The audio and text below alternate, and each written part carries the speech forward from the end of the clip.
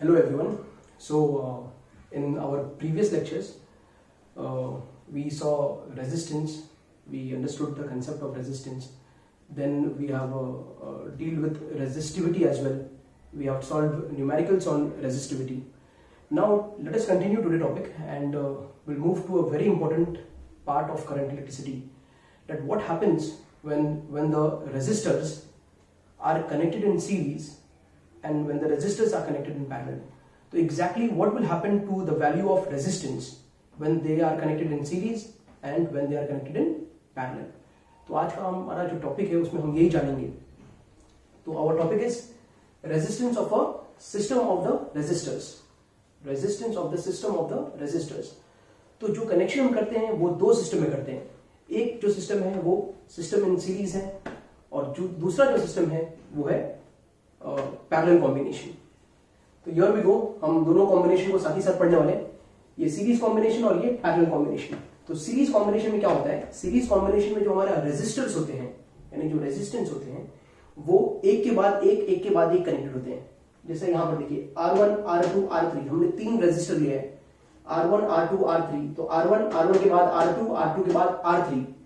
ये लोग किसी भी कॉमन एंड के बीच में कनेक्टेड नहीं है. इसका एक एंड यहां है, दूसरा यहां है. इसका इधर है, उसका उधर है. इसका एक इधर है, एक उधर है. बराबर. तो they are connected one after the other. तो ऐसे कॉम्बिनेशन को या ऐसे कनेक्शन को हम बोलते हैं सीरीज कनेक्शन. बराबर. तो एक्स और वाई टर्मिनल के बीच में हमने ऐसे तीन रेजिस्टर कनेक्ट कर दिए हैं. अब ये तीन रेजिस्टर्स की वजह से इस पूरे सर्किट का कितना रेजिस्टेंस होगा वही चीज हमें फाइंड करना है. और हमें एक जनरल फॉर्मूला भी अप्लाई करना है कि यहां तो तीन है, अगर बहुत सारे होंगे 100 होंगे, 150 होंगे, 200 होंगे, जितना भी सोच लो, तो सीरीज में अगर कनेक्टेड है तो कॉम्बिनेशन का वैल्यू कैसे फाइंड कर सकते हैं हम लोग, तो वो आज हमें ये टॉपिक से जानना है. तो सबसे पहले आते हैं सीरीज वाले पर. तो the series combination in this method the resistors are connected end to end. They are connected end to end following each other and they are following each other. One very important thing about this is that current across every resistor is same. R1 के through जो current होगा वो same होगा, R2 के जो through जो current होगा वो भी सेम होगा और R3 के थ्रू जो करंट होगा वो भी सेम होगा. तो current in each resistor is same. जो करंट बनेगा सेल या बैटरी से, जितना वैल्यू उस करंट का होगा वही करंट का वैल्यू R1, R2 और R3 में होगा. तो यहां पर अलग क्या होगा, सीरीज कॉम्बिनेशन में डिफरेंट क्या होगा, करंट सेम है तो डिफरेंट क्या होगा, तो डिफरेंट होगा पोटेंशियल डिफरेंस. क्या होगा different, potential difference across each resistor will be different. तो R1 के अक्रॉस हमने V1 मान लिया, R2 के अक्रॉस हमने V2 मान लिया, R3 के अक्रॉस हमने V3 मान लिया. और जो पॉइंट है XY जिसके बीच में तीनों को हमने कनेक्ट किया है उसके अराउंड जो पोटेंशियल डिफरेंस है उसको हमने V कंसिडर किया. बराबर है. अब आते हैं यहां पर. तो ये हमारा सर्किट डायग्राम है जो बड़ा इंपॉर्टेंट, अगर डेरिवेशन आता है एग्जाम में आपको तो डायग्राम बनाना पड़ता है और उसके बारे में आप एक्सप्लेन कर दीजिए. ये आपका बैटरी है, ये आपका की है, करंट जो बाहर निकल रहा है वो आई है. बराबर. क्लोज की हमने बनाया है वो बड़ा इंपॉर्टेंट होगा ताकि सर्किट में करंट बह रहा है. ये हमारा एमीटर है, कनेक्शन देख लीजिए, प्लस का प्लस के साथ ऐसा होता है. बराबर. ये हमारा वोल्ट मीटर है. ओके. तो ये होगा कनेक्शन का पार्ट. अब हम वही बोलेंगे कि भाई हमने मान लिया तीन रेजिस्टर्स R1, R2, R3 और तीनों को हमने सीरीज कॉम्बिनेशन में कनेक्ट कर दिया. फिर हम ये मानते हैं कि ये जो तीनों रेजिस्टर्स है R1, R2, R3 इनका कोई ना कोई एक इक्विवेलेंट होगा. बराबर. जो फाइनल कॉम्बिनेशन का देगा, कॉम्बिनेशन का वैल्यू देगा, तो वो कॉम्बिनेशन का जो वैल्यू देगा उस रेजिस्टर को हम मान लेते हैं RS. ये सिर्फ इसके लिए क्योंकि हम पढ़ रहे हैं सीरीज कॉम्बिनेशन, तो इसके लिए रेजिस्टेंस इन सीरीज. तो RS is the single equivalent resistor of the combination. तो ये तीनों कॉम्बिनेशन का RS सिंगल वैल्यू है. बराबर है. ये समझ में आ रहा है आपको. अब आ जाते हैं हमारे डेरिवेशन पे, एक्चुअल डेरिवेशन पर. तो याद रखो हमने क्या कहा था, जो करंट होगा वो करंट इसमें तीनों रेजिस्टर में सेम होगा. तो डिफरेंट क्या है, डिफरेंट है पोटेंशियल डिफरेंस. तो यहां पर देखो ये टोटल पोटेंशियल डिफरेंस कौन है, V है. तो मैं क्या ऐसा कह सकता हूं कि V will be equal to V1 plus V2 plus V3. इसे आप कहिए 1, इक्वेशन 1. बराबर. तो टोटल V जो है पोटेंशियल डिफरेंस वो V1 plus V2 plus V3 यानी potential across R1 plus potential across R2 plus potential across R3. वो जो वैल्यू देगा वो कौन देगा, हमें V देगा. ओके. नाउ अप्लाइंग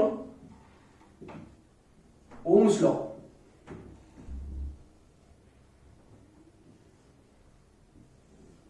अब हम अप्लाई करते हैं ओम्स लॉ को अक्रॉस ईच रेजिस्टर। तो आओ R1 के पास हम ओम्स लॉ को अप्लाई करेंगे। तो R1 के पास पोटेंशियल कौन है? V1। करंट कौन है? I।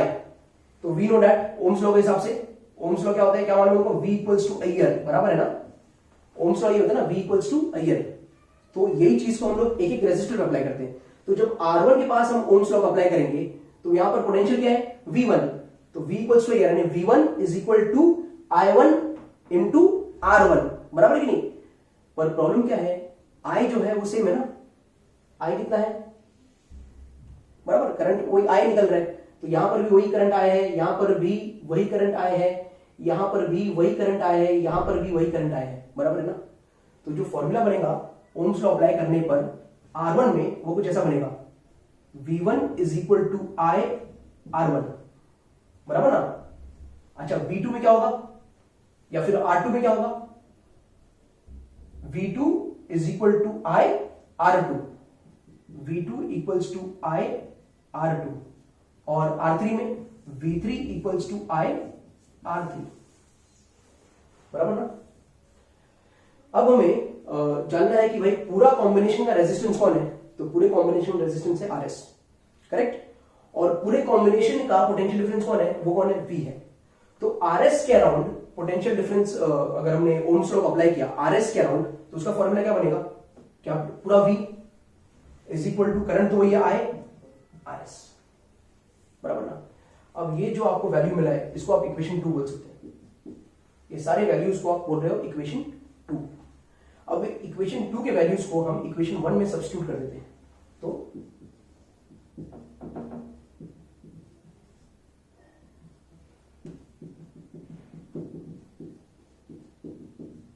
हम सब्स्टिट्यूट करते हैं इक्वेशन 2 के वैल्यूज को इक्वेशन 1 के अंदर। तो देखेंगे कैसा हो जाएगा। तो ये कौन है? V कौन है? IRS। तो ये हो गया IRS is equal to who is V1, या फिर पहले हम लोग लिख लेते हैं वापस इक्वेशन 1 को। तो V equals to V1 plus V2 plus V3, ये हमने लिख लिया, यही हमारा इक्वेशन 1 है। फिर से आ जाओ, V कौन है? V IRS, तो ये IRS है। V1 कौन है? V1 IR1, तो ये IR1 है। V2 कौन है? IR2, तो ये IR2 है। V3 कौन है? IR3, तो ये IR3 है, बराबर। अब क्या कॉमन ले सकते हैं आप? तो आप यहां से you can see, you can take I as common. तो I कॉमन ले लो, I गया IRS, I कॉमन यहां पर, तो R1 plus R2 plus R3, I क्या हो गया? कैंसिल। तो RS का फॉर्मूला क्या बना? R1 plus R2 plus R3। अब अगर हम ऐसा मान लें कि ये तो 3 रेजिस्टर था, there are n number of resistor, there are n numbers of resistors in the combination, तो फॉर्मूला कैसा होगा? तो जनरल फॉर्मूला ऐसा हो जाएगा। तो general formula will be RS equals to R1 plus R2 plus R3 plus dotted dotted dotted dotted plus RN। So this is your general formula for resistance in series, बराबर।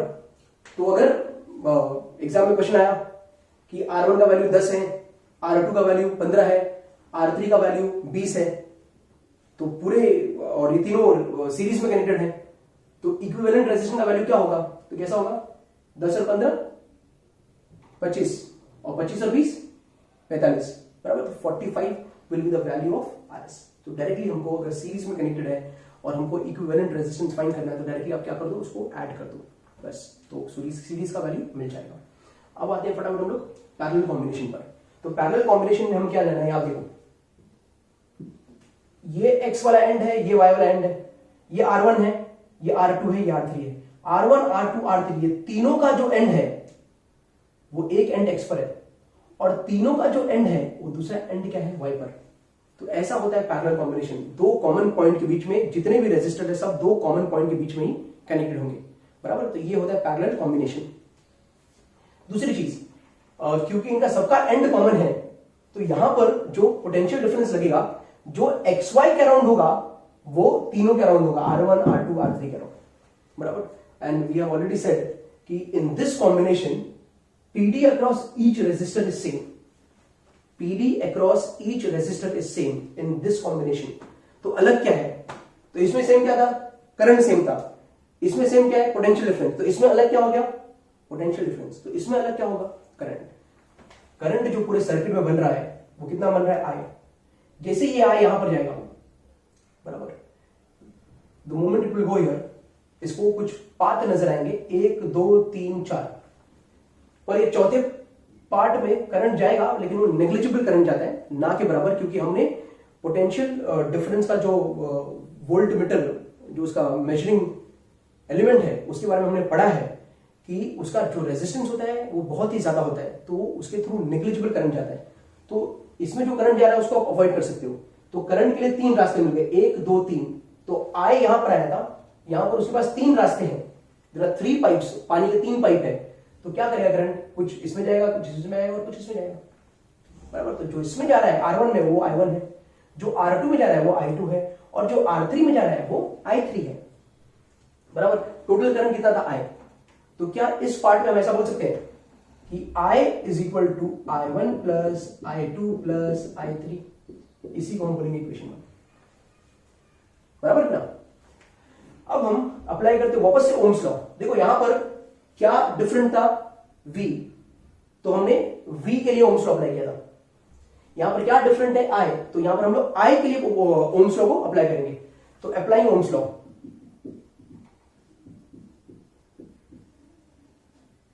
Ohm's law याद करो क्या होता है, V equals to here, तो यहां से I के लिए कैसा हो जाएगा, I is equal to V by R, तो ये वाला यूज करना है हमको। I के लिए कैसा हो जाएगा, I के लिए V अपॉन R, बराबर। तो this one will make use of. तो आओ देखते हैं I1 के थ्रू। तो यहां R1 के पास ओम्स लॉ अगर हमने अप्लाई किया तो फॉर्मूला कैसा बनेगा, I is equal to V upon R। तो क्या बोलेंगे, I1 is equal to V upon R1।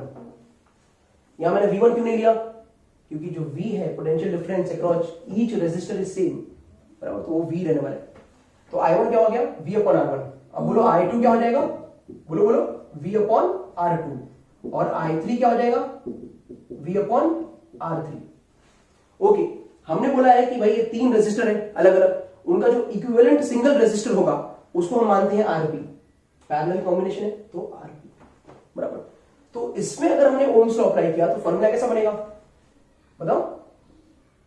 पूरा करंट कितना है, पूरा I करंट निकल रहा है ना पूरा, तो पूरा वैल्यू, पोटेंशियल डिफरेंस पूरा कितना है, तो V है, और इक्विवेलेंट रेजिस्टर कितना है, RP, समझे।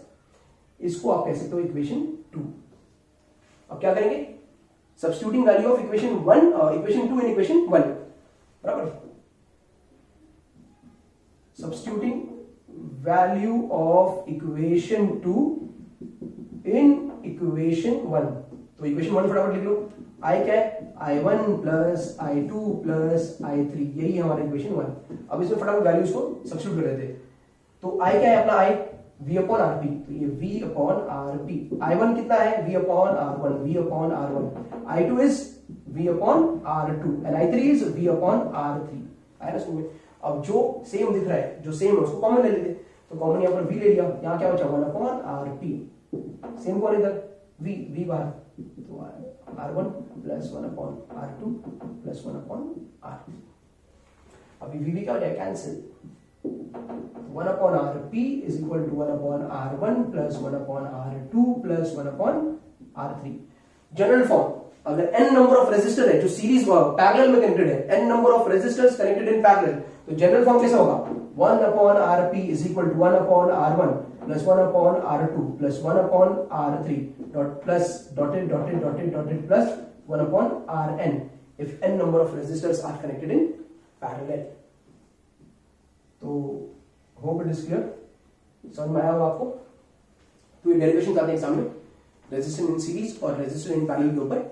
जो इसके बाद में वीडियो बनाऊंगा वो उसके ऊपर थोड़े और एनालिसिस होंगे जो न्यूमेरिकल पॉइंट ऑफ व्यू से बड़ा इंपॉर्टेंट है, और थोड़ा इसको हम कंपेयर करेंगे कि हमारे घरों में कॉम्बिनेशन जो होता है कनेक्शन का वो कैसा होता है। ठीक है, अगर समझ में आया हो तो इसे आप कॉपी कीजिए।